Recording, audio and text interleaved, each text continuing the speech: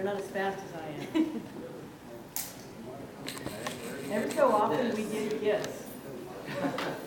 We, the city of Houston, gives really cool gifts. And there's no telling what somebody has in their garage or their attic. And we encourage folks that keep an eye out for things that might have historical value to the city of Houston. I'm joined today by David Bush of Preservation Houston and Municipal Court Judge Charles Kinn Spain, who is a past president of the North American Vexillological Association. Vexillology is the study of flags, and to have a municipal court judge who is a flag expert, and to have an active preservationist who recognizes the value of this flag and what it means to the city of Houston is important. Preservation Houston has been raising money for the restoration of this 1915 prototype for the city of Houston flag. And Donna, would you pull that flag out just a little bit? We actually have the city of Houston flag. I wanted to give you an idea of what that one looks like and what the modern version of it is. That's the one that you can buy commercially. The last donation is being made today on behalf of the Vexillological Association, and so we'll be sending it off to preservation.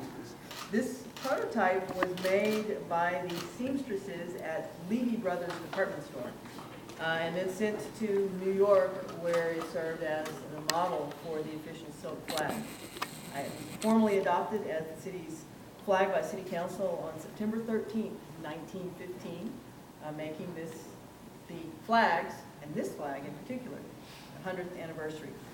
After today's announcement, the flag will be sent to a textile conservator, Jessica Hack in New Orleans, and then when it is finished, it will come back to be preserved in our Texas collection. I want to invite either Mr. Bush or Judge Spain. Talk about the flag a little bit. They'll help you. You can set it on the, just set it on the little head. There we go. Well, one thing, you never know what's going to come across the threshold in our office. People show up with things like this in giant baggies, and you don't really know what they are. We're very grateful to the late Sam Didone, who was a collector, who actually rescued the flag. We're not even sure where he found it. He gave it to his son, Frank Didone, who passed it on to his cousin, Frank Descant, and we're very grateful to Frank Descant for bringing the flag to us and donating it to the city of Houston so that Preservation Houston can conserve this flag after 100 years and donate it to the city. And it was apparently in a baggie and maybe It was in a garage? It was in a garage. Apparently, what we were told, it was in a garage in a very large baggie, and we got the baggie. I guess we should conserve that as well, with the information about the history of the flag. And we've also found the Houston Post article with the original pictures of the flag, and this is it. Judge Spain? I'm a past president of the North American Vexillological Association, and in the 1990s we did a book on American city flags, which was the flags of the 50 largest city flags in the United States and included all the capitals. And so the history of the City of Houston flag was written up by my friend Dr. John Purcell, and so we know the basic story. The basic story is that in May 1915, Mayor Ben Campbell at the time decided, for reasons that we don't know, that it was important for the City of Houston to have a flag. And so a committee was appointed of 6, which is named in the ordinance, and the ordinance said that once the committee chose a design, it would go back to council, who would then have the opportunity to confirm it. It doesn't appear that the design was debated at council. It appears to be the work of the committee, but on September 13th of 1915, council ratified it. This is the design, and the ordinance describes this design. To my knowledge, The ordinance has never been updated or put into the code of ordinances, so this is literally the city flag, and this is the first one that's here.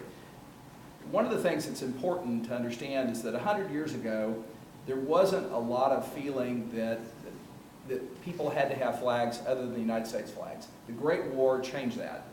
And I think World War I. And I think the other thing that happened is that the city of Houston had this little thing called the ship channel that happened the year before. And so there was obviously a tremendous amount of civic enthusiasm, and we received this flag, I'm guessing, as a result of what was going on with the war and with the ship channel. Obviously, people like me have work to do to find out more about it. One of the people on this committee, I've since found out and put the pieces together, was Adele Luscan. There's a library over in the River Oaks part of town that's the Luscan Library. Adele Luscan was the daughter of the founders of the Daughters of the Republic of Texas. She's one of the first serious women historians in the state of Texas. And in the 1890s, she wrote the first serious article about Texas flags. So what we do know is this flag had the input of somebody who knew about Texas flags. I'm guessing we know why the city seal is on it. The city seal is from 1840, and it has a railroad on it, which was aspirational. Houston had bigger ideas than what the reality was even back then sometimes. They wanted a railroad, so they put a railroad on the seal, and the railroad came. But behind that, what you see is a white star on a gold background. Some of you might know that the first national flag of the Republic of Texas was a gold star on a blue-black background, and the capital at the time that that flag flew was Houston, Texas. I'm speculating, and we can do more work, but Adele Luscan knew what she was doing. I think that the background of this flag, when you take the seal out, is a different colored star, but basically the national flag that flew over Texas when it was Houston when it was the capital. So I think that's part of what's going on. I want to thank my colleague Hugh Brady, who was president of NAVA, the North American Vexillological Association, when this project was going on. And it was Hugh that told me that we needed to get involved with it. He was the one that got the group to offer preservation funds for this. And it's my privilege, on behalf of NAVA, to give Preservation Houston a check for $500 to conserve this flag. Thank you. Yay! This is the last money that we need to send the flag off for conservation. And actually, we did find an article in the paper in 1915 where Mayor Campbell explains why he wanted a city flag.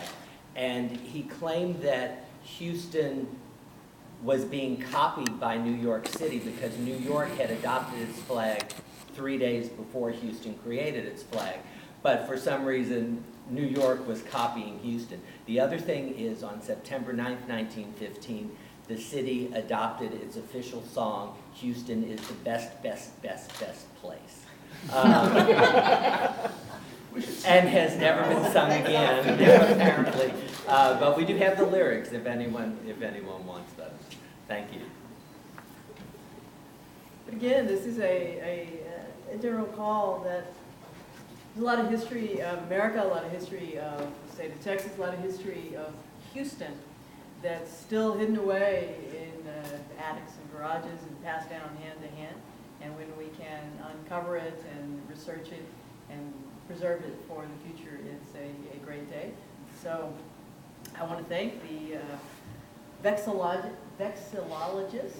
of America for stepping up and helping Preservation Houston with the flag. Are there any questions about the flag?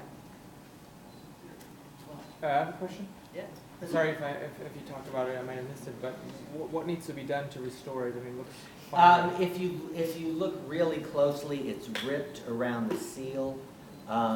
There is obviously staining on the star, and there were bugs in the baggie, and there are insect remains on the flag. So there's got to be a fair amount of work done. How much is the total? Where will the flag be displayed once it's been restored?